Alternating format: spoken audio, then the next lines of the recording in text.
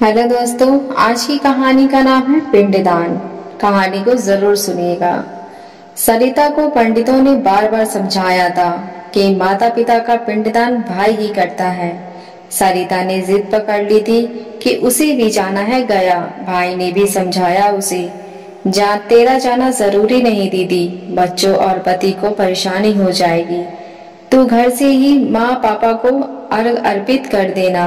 सरिता नहीं मानी। पति को भी उसकी जिद पसंद नहीं आई थी। पता नहीं सरिता को इतनी हिम्मत कहाँ से आ गई थी कि वो टस से मस नहीं हुई।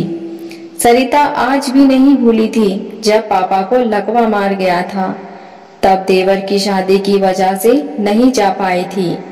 भाई बार बार बुला रहा था, दीदी पापा तुम्हें देखना चाह रहे हैं, आ जाओ ना। सरिता की ससुराल की जिम्मेदारियां खत्म ही नहीं हो पा रही थी। सब कुछ निपटा कर जब पहुंची, पापा को देखने उन्होंने पहचाना ही नहीं। अल्जाइमर हो गया था पापा को। शरीर का बायां हिस्सा पहले ही लकवाग्रस्त हो चुका था, अब अल्जाइमर। बिस्तर पर नींद पीड़ित पड़े पापा को देखकर उतना दुख नहीं हुआ जितना भाभी की सेवा देखकर हुआ।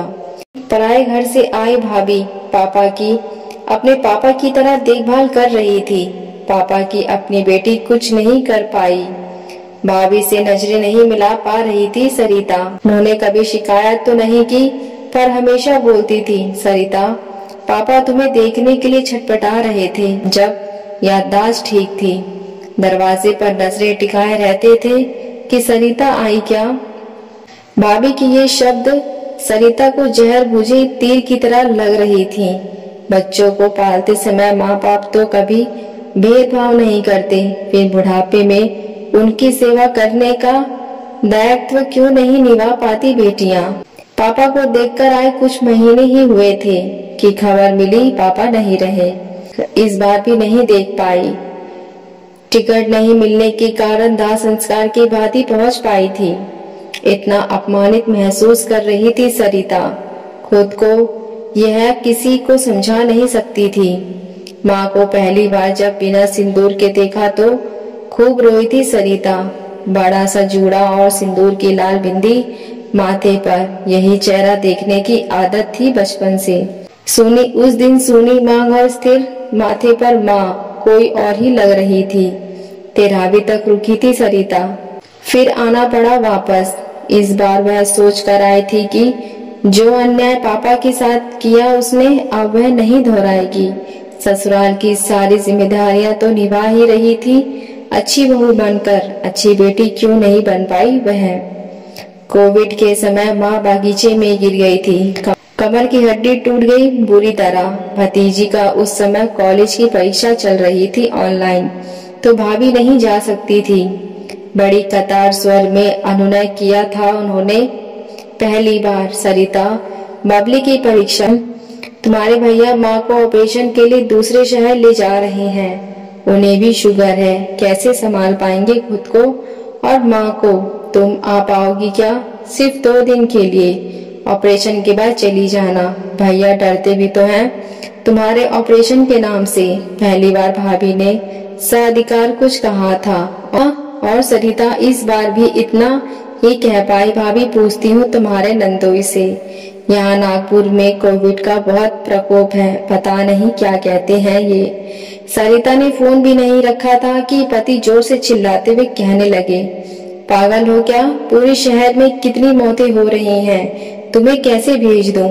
सरिता समझ गई थी कि भाभी ने अवश्य ही सुन लिया होगा। इस बार नहीं जा पाई वह कोविड के दौरान माँ के पास। इसी बार कोविड में भाई ने तो नहीं सोचा कि कैसे ले जाएगा माँ को ऑपरेशन के लिए, क्योंकि उनके पास दूसरा विकल्प नहीं था। 15 दिन हॉस्पिटल में रहकर माँ वापस आई, 7 महीने बिस्तर पे पड़ी रही।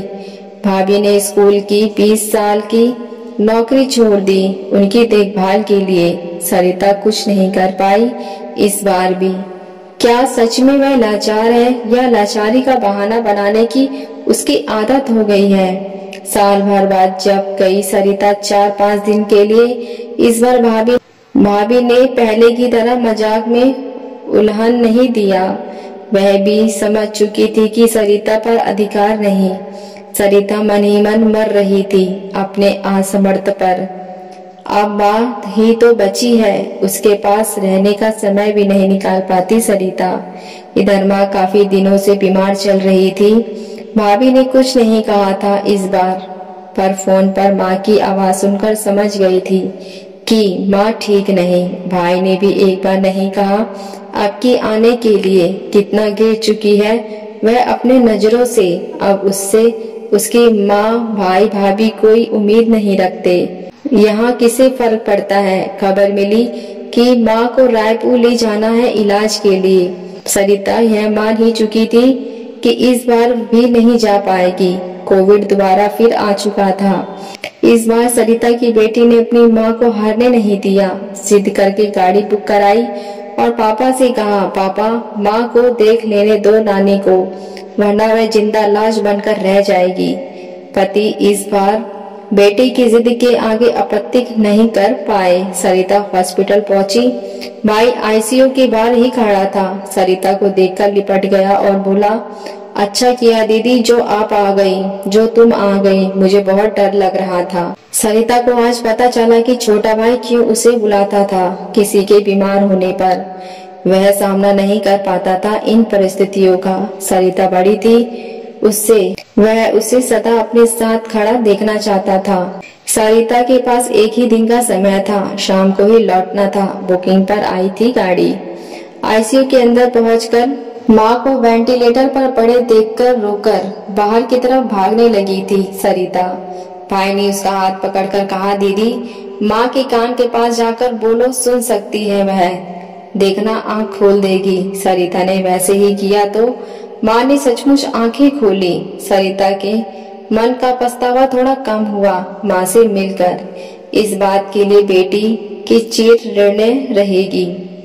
यह सरिता की माँ से आखिरी मुलाकात थी। कुछ दिनों के बाद उनके मृत्यु की खबर मिली। भरे कोविड में आखिर बेटी के साथ पहुंच गई सरिता। 13वीं के बाद आना ही पड़ा।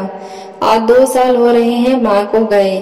भाई ने फोन पर जब बताया कि इस बार पितृपक्ष में गया जाएगा माँ पापा के पिंडदान के लिए, सरिता ने भी कह दिया कि वह भी जाएगी। पति की आज्ञा की जरूरत नहीं समझी उसने इस बार। बेटी ने सरिता की आंखों में संकल्प की चमक देखी और तो बोली, यही बात तो मैं कब से समझा रही थी आपको। अपनी बेटी होने का ऋण तो चुकाना ही पड़ेगा, वरना नाना नानी की आत्मा अतृप्त ही रह जाएगी। बेटी की बातों से बहुत बल मिला सरिता को। ठीक कहा उसने, बड़ी बेटी को रानी की तरह पाला था माँ बाप ने। आज भाई दोनों को खोकर कितना अकेला महसूस करता होगा। उसे सरिता के साथ की जरूरत है और रहेगी हमेशा। यह नियम किसने बनाया है कि पिंडदान सिर्फ बेटा ही करेगा? क्या बेटी के लिए माँ बाप की आत्मा को तृप्त करना अन्याय है, अधर्म है? नहीं, अब मैं किसी पंडित या पति की आज्ञा लेने में समय नहीं गवाऊंगी। बड़ी मुश्किल से अपनी बेटी होने के कर्तव्य का बोध हो पाया है, अब इससे विमुख नहीं होंगी। भाई या कोई और कभी नहीं समझ पाएगा कि यह बेटी के द्वारा माता पिता का पिंडदान नहीं, प्रायश्चित है। भाई जब उन दोनों को जल दान करेगा, वह भी अपने पश्चाताप के आंसू मिला देगी उसमें। भविष्य में इस आत्मग्लेन के साथ तो नहीं जीना पड़ेगा कि उस पर माता पिता का कोई अधिकार ही नहीं था। गया जाना भाई के साथ सरिता का उचित पश्चाताप होगा। आशा करती हूँ कहानी आपको पसंद आई हो। इसमें आपकी क्या राय है मुझे कमेंट करके जरूर बताइएगा। कहानी अच्छी लगी हो तो चैनल को सब्सक्राइब, लाइक, शेयर जरूर करें। देखने के लिए धन्यवाद।